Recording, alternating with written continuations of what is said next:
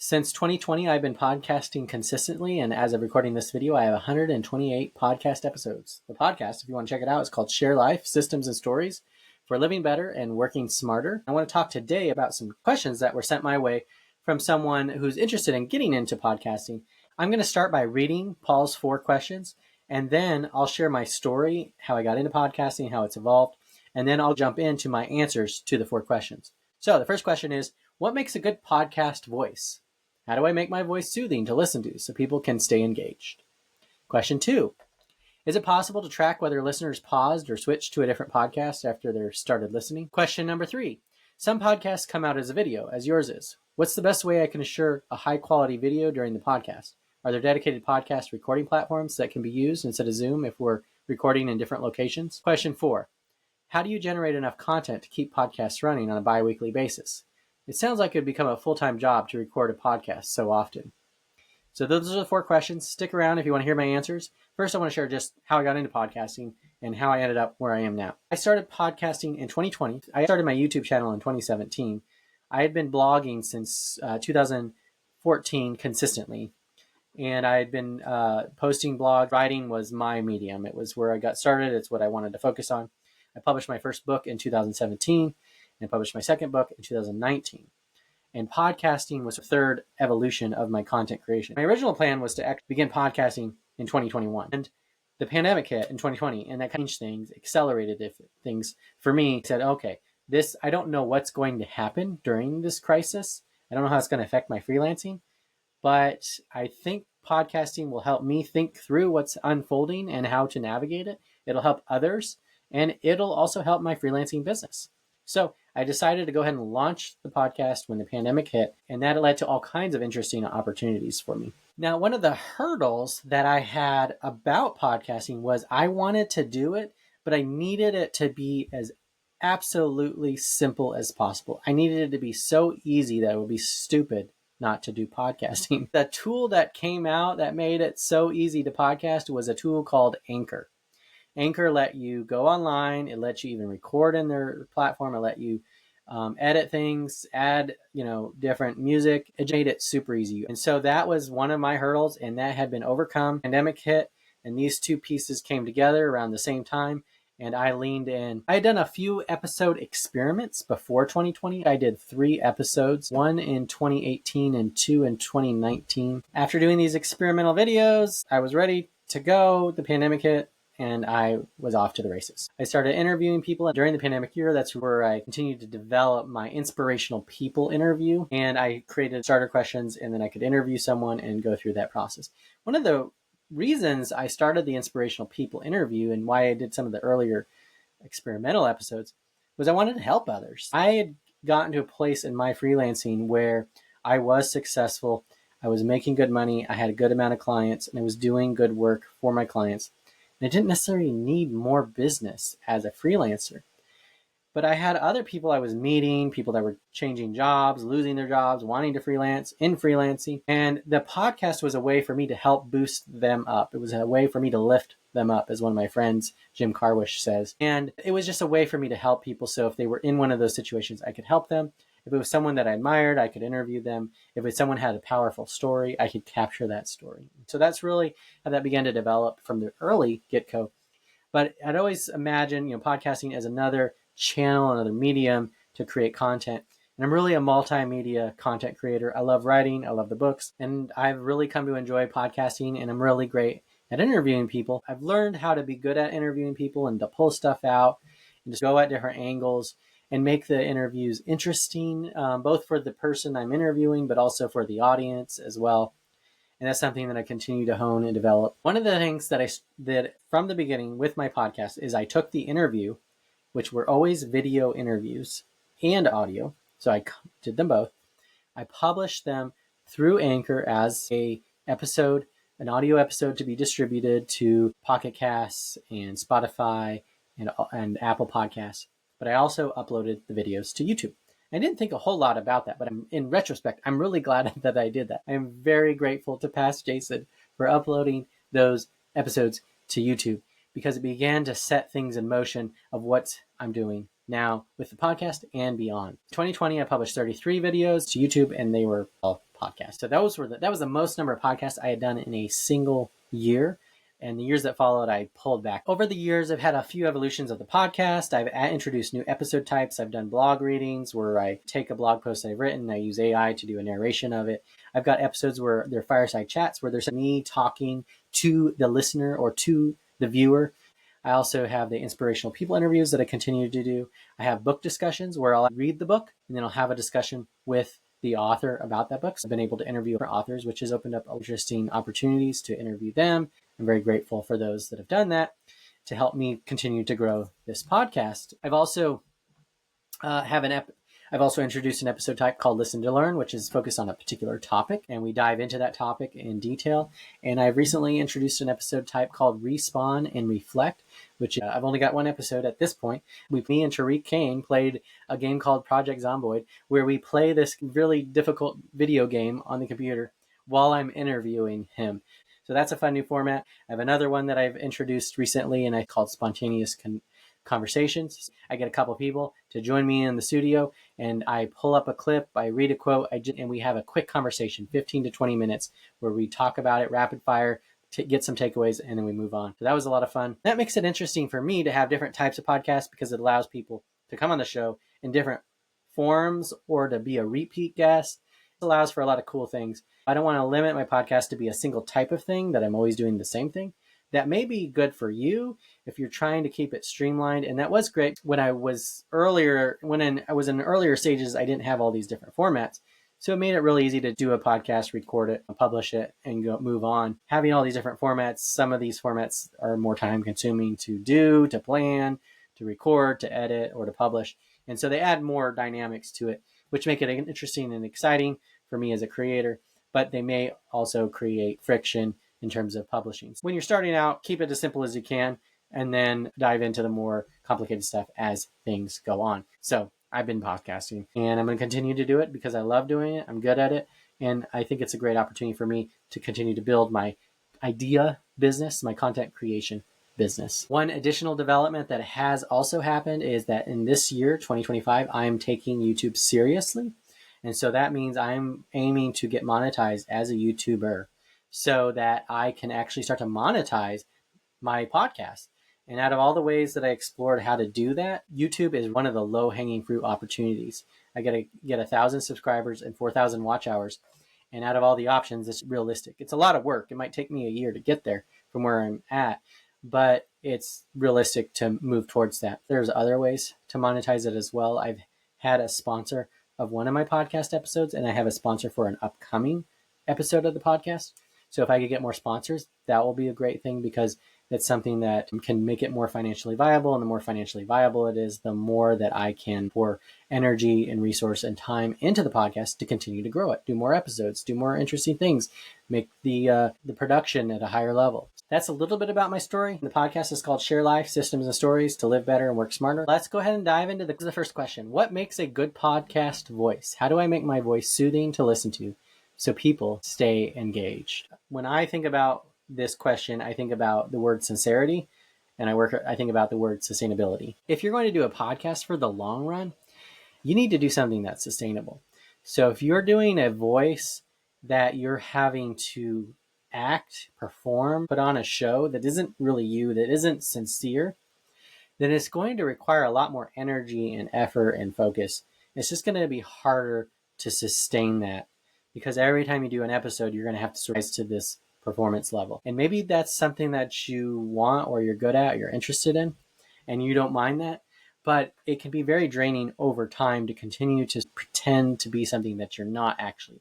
And that's why sincere comes to mind, is because it's more sustainable to be sincere, to be yourself, to speak from who you are in your own voice. Now, what that voice might be, I would use the word point of view. Like, do you have a point of view? Maybe you don't. So if you have a point of view, I would lean into that. You have a perspective, a paradigm, a belief structure, a way of looking at things, and you look at topics or people or conversations in that lens, and you come in it from that voice. So that would be one thing. If you don't have a voice because you're still trying to discover it, I think an opportunity is to, instead of trying to have a voice, seek out other voices. So you could interview people, and then your job isn't to have a voice. It's to help pull their voice out. So maybe you interview experts and you get them to share their point of view and their perspective. So those are a few things that come to mind when I think about voice: sincerity and sustainability. Focus on those two things, and then have a strong point of view. And if you don't have a strong point of view, then find people who do and use it as an opportunity to extract their point of view. What'll happen is that some people will like your voice. They will like listening to you. There might be a personality conflict where maybe they have some issue with your voice or how you sound or your point of view, and they may not stick around. But others may have an affinity for you. And I think that some of that's based on personality. Some of it's based on how you approach things, how you talk about things. There's different YouTubers and podcasters I can think of. There's just some hosts that I just don't like listening to. It's not the content of what they're saying. It's just how they are operating, how they're speaking, how they're talking. And that's okay, because there's a ton of podcasters and there's a ton of audiences, and they're not always going to be compatible in that same way. The podcasters that I love listening to, that when my wife hears, it feels like nails on a chalkboard. You're not going to win everyone over, and that's where I think sincerity is the best way forward, because you can be yourself and it's sustainable, and then the people that are going to find it valuable and interesting and also appreciate the way that you talk and interact in your vocal language, they're going to stick around. And if its content is good enough, you'll get the people to stick around that maybe don't even like your voice, but they want the content. So if you have something that compelling, then that's really going to be more valuable than the voice itself. Question number 2. Is it possible to track whether listeners paused or switched to a different podcast after they started listening? I mentioned Anchor earlier, and I forgot to mention that Anchor got bought out by Spotify, and now it's called Spotify for Podcasters. So it's the same portal. They got rid of some of the tools that really made it easy. But if you're using Riverside, which is the platform I use, and I'll talk a little bit more about that in a minute, that makes it pretty easy to create your episodes. Spotify for Podcasters is this online platform that you can use to upload your episodes, and it'll distribute it across the platforms, not just Spotify, but actually the other ones as well. In regards to tracking, there's a couple things to keep in mind. So when you use a platform, and there are different platforms that give different types of analytics, Spotify for Podcasters has a dashboard, and it has analytics for Spotify, and then it has analytics for other podcasts. And for other podcasts, the analytics is pretty basic. I can see how many people downloaded the podcast. I can't tell if they watched it, how much of it they watched. For episodes that are actually on Spotify, that people watch on Spotify, I can click into an episode and I can see some data about retention, how long they watched, and there's some ability to get the type of data that you might be looking for. But it's limited right now in Spotify. But I suspect it'll continue to grow and get more robust. So for the most part with podcast episodes, the data you're going to get is going to be at a high level. It's going to be number of views of a podcast episode across platforms, or the type of data that would give you what you're looking for is going to be found on YouTube. So the YouTube analytics are very detailed.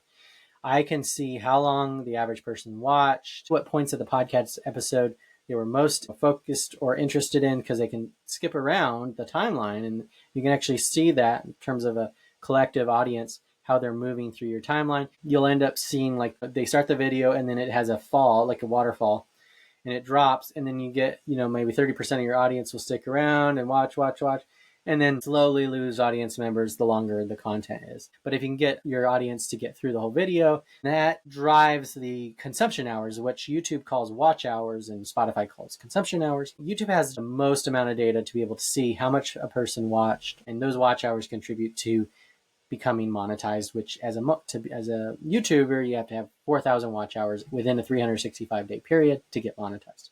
And then that way, when you run ads on your YouTube videos after that, then you can get paid for those ads. Back to the question, can you track whether listeners paused or switched to a different podcast? You can't track if they paused, but if they switched to a different podcast, you can see that they left your video. You don't know where they went to. On YouTube, you can see when they dropped off. Question number 3. Some podcasts come out of video, as is yours. What is the best way I can ensure high quality video during the podcast? Are there dedicated podcast recording platforms that can be used instead of Zoom if we're recording in a different location? So this is a great question because I've gone through a few different layers of this. I mentioned earlier about Riverside. So let me give you just how I ended up at Riverside, and then I'll tell you why I use Riverside now. When I first started, I used Zoom because during the pandemic, I was using Zoom for video calls and it allowed you to record. And in hindsight, I regret that. Now, The reason I regret it is because the way that it recorded when I used it was that it recorded whatever format that I did at the time, and it did one video for all the people involved. So if I had 4 people, it did one video and then it put them into the 4 boxes. Or if I did like a presenter view, then it would show one person and then it would swap back and forth. The problem with that is that each video isn't recorded, or each screen sharing isn't recorded as a separate track. And as I've gone back to those older podcasts and done some stuff with, creating clips and doing things, I'm limited in what I can do. The quality of the video isn't that great. So there's a lot of issues. Now, from what I understand, Zoom has added the ability to record on individual tracks, which then when you're getting to more advanced editing is important. So it would be great if I had all the original recording footage, and I don't have that. But with Riverside, I do. So all the stuff I've done on Riverside, which I've been on for a couple years, is on that platform, and I have those original recordings. And so I can go back and do some interesting things with that high quality video that I couldn't do on Zoom. The thing about Zoom is it's not focused on podcasters. It's not focused on creating videos for YouTube. And so it can do some of the functions, but Riverside is dedicated to podcasters. It's dedicated to making podcasting easy to do, to record, and to edit. And so I use it, and it saved me a ton of times when I've had issues, because one of the things I love about Riverside is it records the video locally on the computer, and then it uploads the file. And what this does is it makes sure that the video recording is a high quality recording. So it's the highest quality it can be.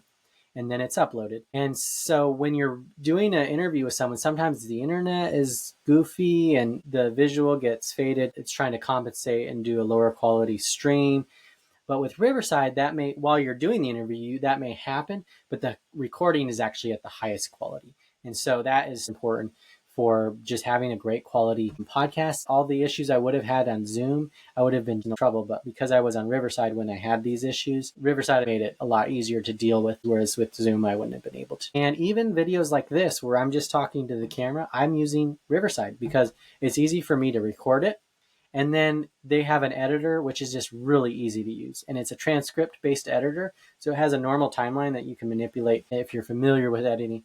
But if you don't want to do that kind of thing, they have a transcript editing. So you just copy in words or sentences that are said, and you just delete them, and it deletes it from the timeline, which means it deletes it from the video.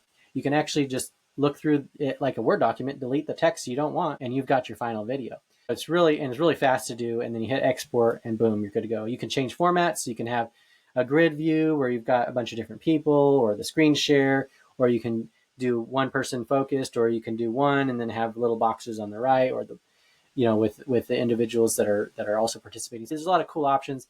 They've got all kinds of captions, and they've also, one of the tools that I've used a lot of is they have automatic clip generation for like creating YouTube shorts or reels if you're on Instagram or TikTok, and it'll actually use AI to scan the transcript and create the reels that it thinks are going to be most effective for getting traction for your podcast episode. Back to the question, how to ensure the high quality video. Use a platform like Riverside. I switched over from Zoom to Riverside. I started paying for it. I started paying more for it. And then I eventually became an affiliate. I have a link in the description below. If you click the link, you can check it out. If you do sign up, it'll benefit me. I'll get a little bit of a commission. It helps me continue to create content like this, and you'll get the benefit of using an awesome platform like Riverside. Question number 4. How do you generate enough content to keep podcasts running on a bi-weekly basis? It sounds like it would become a full-time job to record podcasts so often. That could be the case. When I started podcasting, I wanted it to be so easy. It would be stupid not to do a podcast because I was freelancing and I had to do my paying billable hour work and do the podcasting around that. And so I needed something that wasn't going to be time consuming. And so for me, really until 2025, I consider my podcast on beta mode.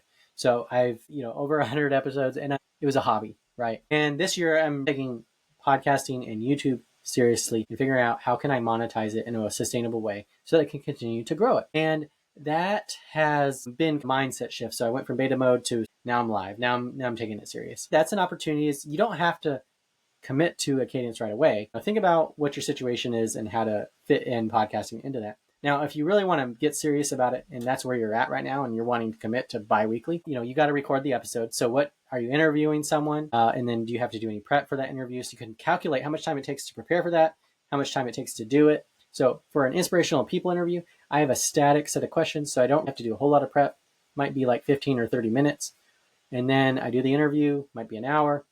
And then the editing's pretty simple in Riverside, and I usually don't have an issue. Sometimes I might have to do more advanced stuff, but for the most part, 90% of the episode's pretty easy, so I might spend an hour editing it. Here I am, 2.5 hours for an episode. So if I wanted to do a bi-weekly basis, that would be 5 hours every other week. That'd be 10 hours a month. That seems pretty realistic to do. I'm keeping it very simple. I'm the type of person where I think of progress over perfection. So I just want to get the episode done, move it forward, and then do the next one. And I'm going to learn, I'm going to get better, I'm going to figure things out, and I can evolve things so that I can increase the level of quality and add more bells and whistles along the way. But I fundamentally am starting with a simple core idea, core concept, keeping it simple, and I'm producing it at that level. I can produce a large number of episodes. It doesn't take a whole lot of time. Now, there are some episode formats that, like my Respawn and Reflect episode, the videos end up being a little over 2 hours. We recorded for 3 hours, so it was a long episode. And I had to do a lot of editing. I probably spent 4 or 5 hours editing that. So I'm close to 10 hours for one episode. So that was a lot of effort. Those are just some factors to think about.